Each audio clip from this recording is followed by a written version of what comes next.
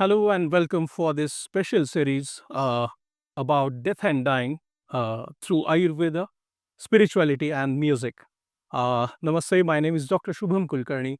I'm an Ayurveda consultant, practitioner, and working in the field of end of life care and mental health care. I'm also a music therapist and an Indian classical vocalist. I have been working in the field of end of life care from past 5 and more years, and it's so honor for me that today we have a special guest with us, Dr.Robert Svoboda ji. Namaste, sir, Namaste. and thank you so much for giving us a time for this. And yeah, you can talk about something about our new project about death and the dying. I'm, of course, a lot older than you are.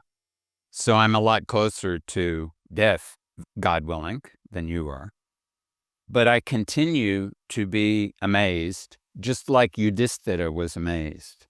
When the Yaksha asked him, what is the most amazing thing in the world? And Yudhishthira said that people see death all around them every day, but they never believe that they themselves are going to die. Yeah.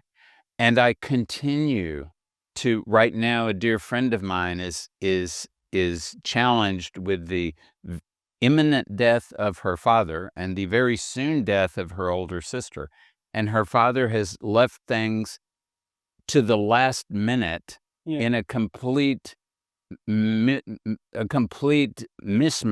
of things that now has to be dealt with.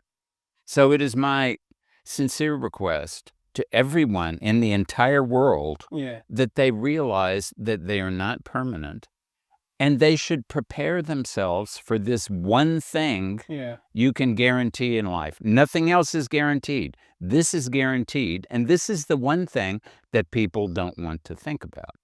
But I believe everyone needs to think about this because it is guaranteed. It will happen. Yeah. And like very soon we are coming up with a nice book on death and dying. So it will be like I'm so honored to be work with Dr. Svoboda ji, Dr. Claudia Vilci, who like we are missing her right now. We are missing her right now. For sure. And I've known Dr. Claudia now for 40 years, and we've gone through various deaths, and we've experienced. She's 15 years younger than I am, but she also has had to go through what everyone does. If you're fortunate, you will go through the deaths of your parents. You will go through the deaths of friends, and you will have to assist them as they adjust to this new reality. And people are so today, in particular, they're so afraid of shoka, of grief.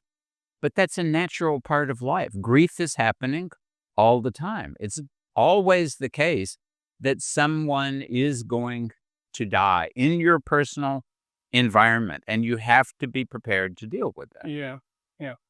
So let's talk about something about the Ayurveda and the deaths. So when it comes to Ayurveda and the deaths, I always look into the Shodasha Samskara, which has been described in Ayurveda, where it talks about from the Garbhadhan Samskara till the Antya Samskara. Yeah. So it's that kind of holistic approach towards the death and towards everything. So it's not about when we say as Ayurveda is the science of life. So, but when Ayurveda talks about the pre-birth and after death. So when it comes with the Garbha Samskar, so it's just kind of a conscious kind of preparation for the body and mind of that parents for the nurturing of that fetus. Yes. Physically, psychologically, and spiritually also. So it's so amazing when we think about the Ayurvedic, principles where it talks about like Garbha Samskara till the Antya Samskara. That means the sanskars which we do after the death happens of somebody in our home or in our community. And it's so amazing that how the chaturanga of the end of life care, I'll say, the chaturanga. So like there are like 4 pillars of this end of life care, which includes physical, psychological, spiritual, and the social.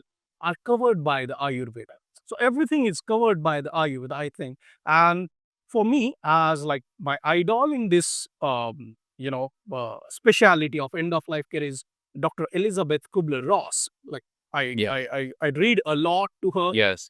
and she has mentioned about the 5 stages of grief, like where they like in the chronic stages or in the end of life, there are like 5 stages of grief. Like there is a grief, there is a anger, there is a bargaining, there is a depression, and then there is acceptance towards that phase, towards that condition of end of life.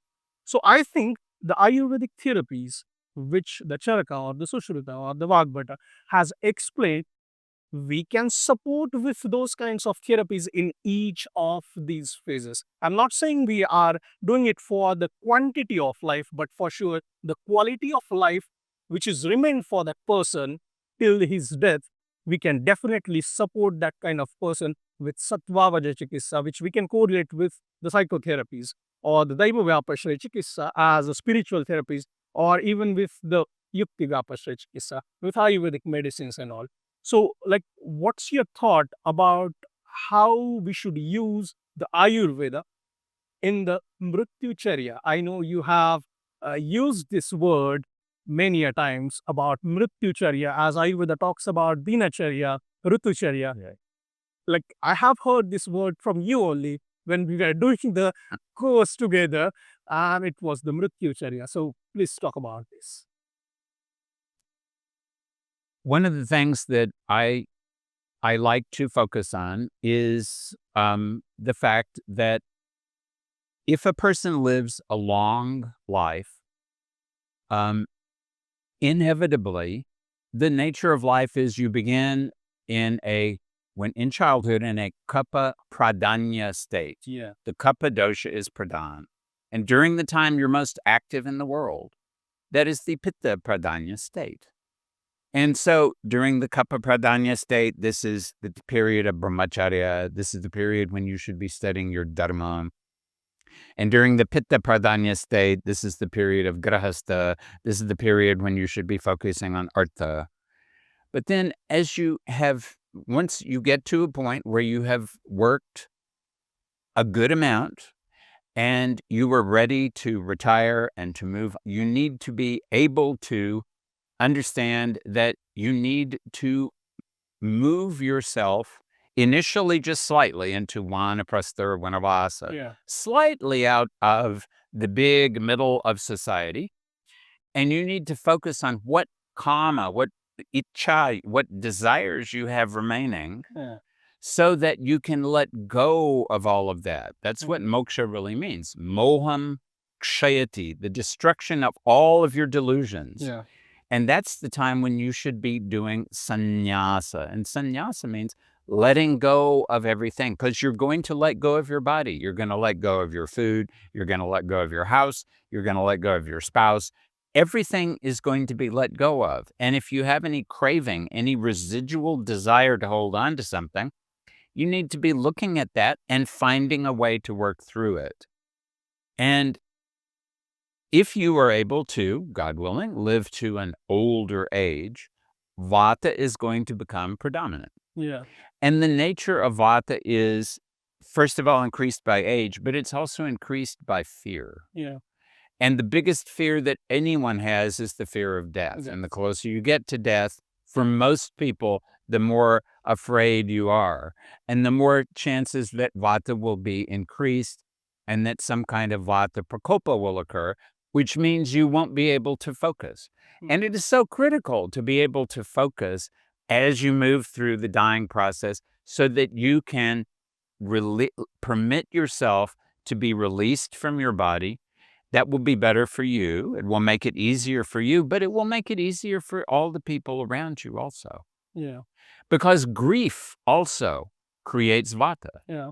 So if everything is chaotic and if you're full of fear, you're going to be creating a complicated situation, not just for yourself, but for all of your loved ones. Yeah. And that's I would not want for that to be the last thing you leave with your loved ones. I would want there to be a feeling that you have come to the end of your life. It's been a satisfying life, and you were simply moving on to the next reality. And when you move on to the next reality, there will be a little bit of sadness, but it will not be some kind of very complicated situation, as is so sadly the case with so many people nowadays. Exactly. So, like, we are talking about a lot of things with the Ayurveda and death and dying. So, when it comes with these kinds of emotions or the rasa, which we can call Yes. like kama, shoka, bhaya, krodha, harsha, irsha, lobha, anything, it comes with so much of when there is a vitiation of these kinds of emotions or rasa, it creates so much of vata imbalance in us. And when we talk about the rasa, I think we should move towards the talk of the spirituality. Yes. So there is a very common principles related to the rasa and spirituality. That's what I think. When you are talking about the fear, uh, I remember the fear of the Arjuna when he Yes. was in the battlefield. Yes. And that's how it come up with the Bhagavad Gita. So it's all like a Bhagavad Gita told by the Bhagavan or the Yes. Sri Krishna Yeah. in a poetic kind of version to that. And like I always see these kinds of books as books for your, mental health, books for your spiritual health also, and for your social health also. So when I think about the second chapter of Bhagavad Gita, from the perspective which I see towards it from the psychological perspective, I think it's a cognitive, emotive speech given by the Lord Krishna to the Arjuna, saying that the like Atma is the eternal, and it just changes the clothes. So Yeah. they are like worn clothes, Yes. and it changes the clothes and it wears the new clothes. And you cannot kill him, you cannot burn him. So he is the eternal one. And when he's talking about these things, I think like these things are very important to know for everybody. Like these are not just only the spiritual books, just for the world, only one religion, but these are the books for everybody. Like when we were discussing about the Garuda Purana, so there are like a lot of myths about the Garuda Purana right now there. But when we think about the Garuda Purana, and when like I read about and I read the Garuda Purana, it's not just after the death, but it teaches us how to live the life. Exactly. And also about the Dnyaneshwari, Yes. the same, the poetic version of the Bhagavad Gita by Santa Dnyaneshwar. I think it's the best combination again, which gives you the same time the spiritual as well as the practical kind of knowledge and the wisdom. And it gives you so much kind of solace when you read and when you understand these kinds of points regarding the spirituality and the death. And that's why I think every Veda, every Upaveda, every Upanishad, every Purana, and every books which are there in every religion, not I'm saying about the only one religion, but within every religion, they talk about these things, and there is so much to gain for us how to live the life and how to see towards that kind of transition of soul just to its original nature. So with this Pancha Mahabhuta, again, we are surrendering it to the nature. So this is again a transition of that soul. So how to look towards that transition? I think these spiritual books or the spirituality or even gurus can help us with these kinds of things. So I'll just tell you an example which I have seen in the end of life center or the hospice center. So there was a lady in that center who was in the end of life stage, and I was doing counseling, I was talking with her and her family also for so many days. And at her end of life stage, she was just asking for a talk with her guru. She wanted just like that. She don't wanted like any kind of medications or any interventions, something like that. She knew that she will die in few days because the condition was like that much chronic. And like she was only for the talk with the guru. And when she talked with her guru, just in a one day she passed away very peacefully. And like I have shared an example with you also and many people also, with a person who was very close to me, that that person, like she passed away saying the name of Jagadamba. Jagadamba. Yeah. Jagadamba. Yeah. Right? Like Jagadamba, for those who don't know, is like Jagadamba, like a universe, like mother of the universe. Yes. And so she was like just the name of. Then I think about the topic which you can talk more about from the Bhagavad Gita again, about Antima Smriti. So what you think, what you thought at the last of your life, it is again going to be in that soul and in that kind of transition. So what's your thought about the spirituality again and the death and dying? My mentor used to say, Ante mati sa gatihi. So the last thing you're thinking about is going to be the thing that's going to determine your gati, your direction, the path that you're going to follow into your next existence, whatever that may be. And my Jyotish guru, who was a Punjabi gentleman, but who lived in Toronto for 40 years, he used to say that who your guru is the last face that you would see if you were drowning in the ocean. Just before you went down the last time, the thing that was most precious to you, that's what your real guru is. Yeah. And this is absolutely true. And for some people, that guru will be a cigarette or a bottle of whiskey, or for some people it will be something to eat, a bakarwadi or a mango or whatever. And for some people, it will be a person. For a limited number of people, it will be the guru, or it will be their deity, their devata, whoever. But whatever in your entire life you have put the most faith in, whatever you have relied on, whatever you have brought closest to your heart, that's what you're going to remember at the time that you pass on. And that is what is going to be assisting you or not assisting you to make that transit from this existence to the next existence. You had spoken earlier about the fact that Ayurveda covers life from preconception to post-cremation. Yeah. And many of your listeners may not know that there is a period at the time of birth and at the time of death called Sutaka. And that Sutaka period indicates that in the environment of a family, that's the time when there is an opening between this world and the world of the ancestors, yeah, this world and the other world. And so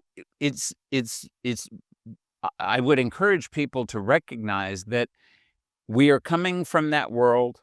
We're going back to that world. We're paying a visit here. Yeah. We're on vacation.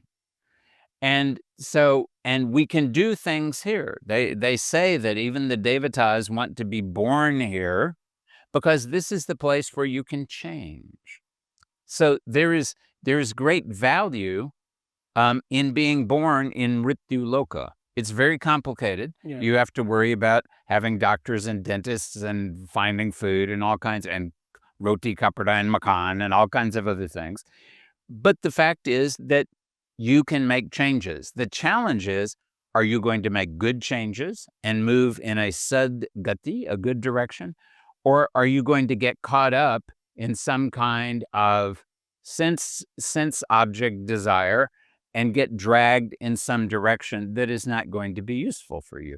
The choice is yours. And this is why Ayurveda encourages the following of the 4 goals of life, the purusharthas, that you should know what your personal dharma is. What is your path through life? What is it that you should be doing that is going to support not only your own movement through life, but support everyone around you, whatever you are responsible for doing. Yeah. And as you do that, if you have followed your dharma, whatever it may be, through your life, then as you get towards the end of your life, it will be easier not to get caught up in something that is not going to benefit you. So being addicted to anything is not going to benefit you. because that's a secondary thing. It's something you're leaning on. It's something you're relying on instead of relying on dharma, which is and that's what upada means. Da means a support, and upa means a secondary support. And where there's upada or allurement, then there is prajnaparada. Yeah. There are when you're allured by something, there will be a voice that will tell you, do not do that. This is the wrong direction to go in. But you won't listen to that voice because you are craving, because there is raga. Now, of course, raga for a musician like you has a good meaning, but raga for a physician like Vata and like us has another meaning also. And that means that thing that you most crave and desire. And Vagbhata says that is the number one disease. That is Ragadi Rogan. Ragadi Rogan. Yeah. The first disease of all is raga. And dvesha, of course, and disgust or hatred. But that is also a kind of craving. I crave that this will be gone, or I crave that this will come my way. It's still a craving. And we hope that by the time you get to the end of your life, you have found a way to let go of these cravings. And that's where we hope the Sattva-Vijaya, the psychological counseling, and the Deva Vyapashraya Chikitsa, the working with spiritual practices of all kinds, will assist you to recognize that at this late moment, you're about to, as my mentor used to say, you have one foot in the grave, and your other foot is on a banana skin. You're going to slip at any moment. At this critical period, this is when you should let go of everything that you're not taking with you and focus on where you're headed.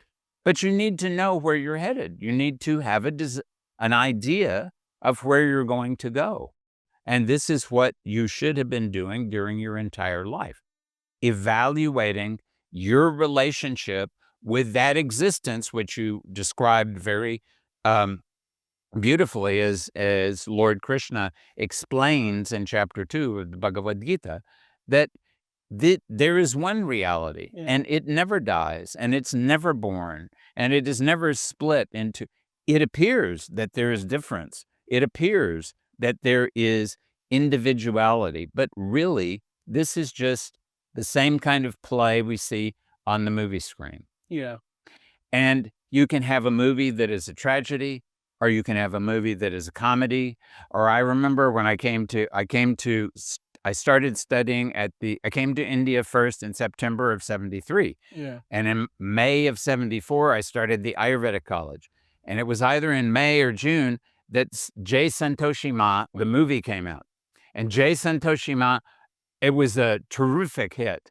And women would be in there, and they would be doing oddity to the screen. And this is something other than the standard kind of, this is something that is going to move you. And what was her name? Santoshi Ma. She is the goddess of Santosha, of being satisfied. So this is what we want. At the end of life, we want you to think, I'm feeling Santosha. I'm not there. There's not, oh my God, I didn't have, one more Bakarwadi or whatever. So it's like, you're going to let go. Let go now, because you're going in a different direction. It's hard for people to understand this. But if they never think about it, they will never understand it. So at least you should try to understand it. And maybe there you will get somewhere. Like just you talked about the word raga. It gives me so much of thoughts with both the angles. Like we both are Ayurveda students, I'll say, and like I know you love the music, especially the Indian classical music. So when it comes with the word raga, like you say, the first word in the Vagbhata Samhita, one of the text of Ayurveda, says Ragadi Rogana Satatanu Shaktan. So they have explained the first disease as a raga, or the krodha. or the anger, we can say. So, like always say, like with these kinds of emotions and emotional imbalances, with kama, shoka, bhaya, krodha, harsha, irsha, lobha, anything, they can rise to any kind of physical or psychological disease to a human being.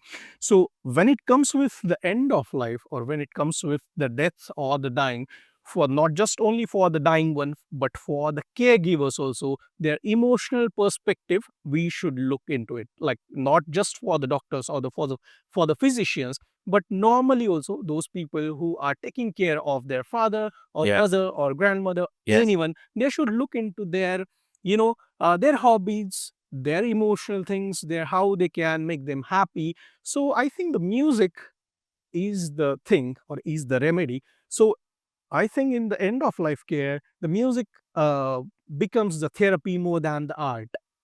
It's not art anymore in that phase. It's the therapy for each and everybody. So when it comes with the musical things, we use the word in Sanskrit as the nad. So for the sound is the nada. So in one of the texts of musicology, it has been told that na means the prana and da means the agni.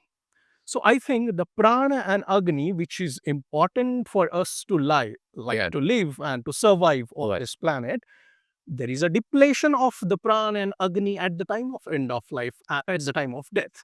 So we can use this nada, that is prana and agni, to just, help them to maintain that quality of life at the end of life stage. Like I'm using Indian classical music, I'm using raga music, I'm using different kinds of music. Like when I use the music therapy for people from abroad, it's not always the raga music I use. I use their own choice of music. It should be sumadura for their ears. It should be pleasurable for their ears. So different kinds of musics and different kinds of rituals with the music at the time of death or at the time of end of life care has been a part and parcel of the community in the whole world. Like I have seen, like I have read about some books, like African people, and in some community they use drums where they have the cremation and all kind of things.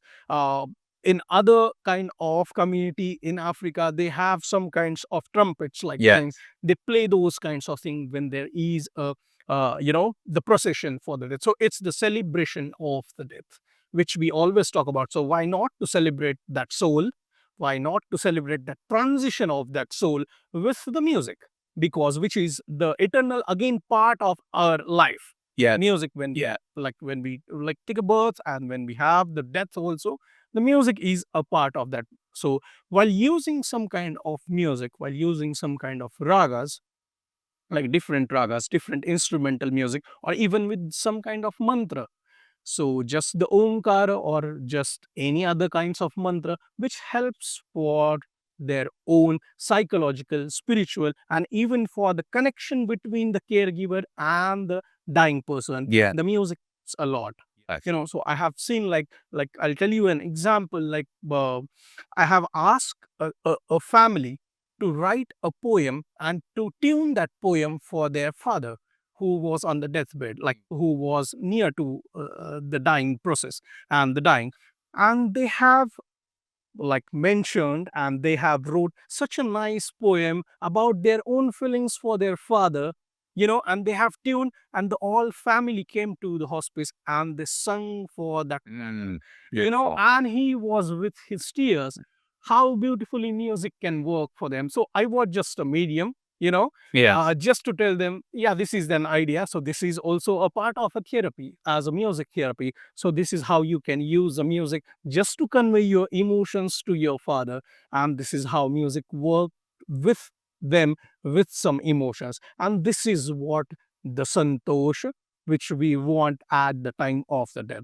So, like, what are your the thoughts on using some kind of music and how the Shabda can be the therapy at the time of death? Because I know when we think about the Ashwasana Chikitsa or the assurance therapy, the Shabda can be a good kind of treatment for them.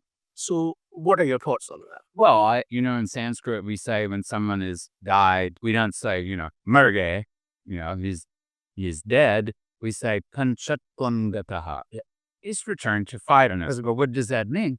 He's left first the earth element, and then the water element, then the fire element, then the air element. The last element to go is the element of space, of akasha. And the special tanmatra, the special quality of that mahabhuta, of that element, is Shabda. So using Shabda at the end of life automatically is going to encourage the person to start to move in the direction of the akasha, which is where they're going to end up. It's also very important. I'm glad you mentioned the drum. Drums are absolutely very common in Africa. But if you look at an image of Lord Shiva, very commonly you will see him with a two-headed drum called a damaru. And the sound of that damaru is the sound of your heart. Yeah. So when you have drums, they're encouraging the heart to beat as regularly as it can beat at that moment. So that's making the transition, that's making the release of the prana more easy, but more straightforward for the individual. And it is also because, of course, the heart is the center of emotion in the body. It's also making those emotions more aligned and more symmetrical and more harmonious.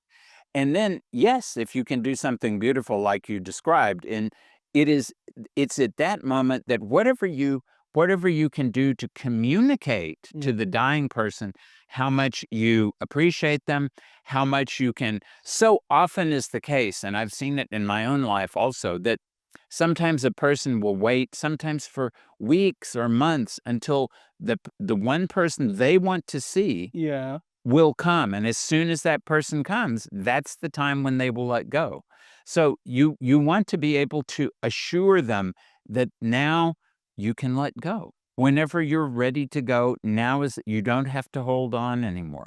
You've done what you needed to do in this lifetime. In the next lifetime, we'll see. Dekha jayega. But for right now, you can let go. And you can let your heart be open, and you can let everything, you can just put it down and let it be, and just simply move ahead. So yes, I think that Shabda, and definitely could be any kind of many people love to listen to Mozart, for example, or whatever kind of music is meaningful to you is what you should be listening to.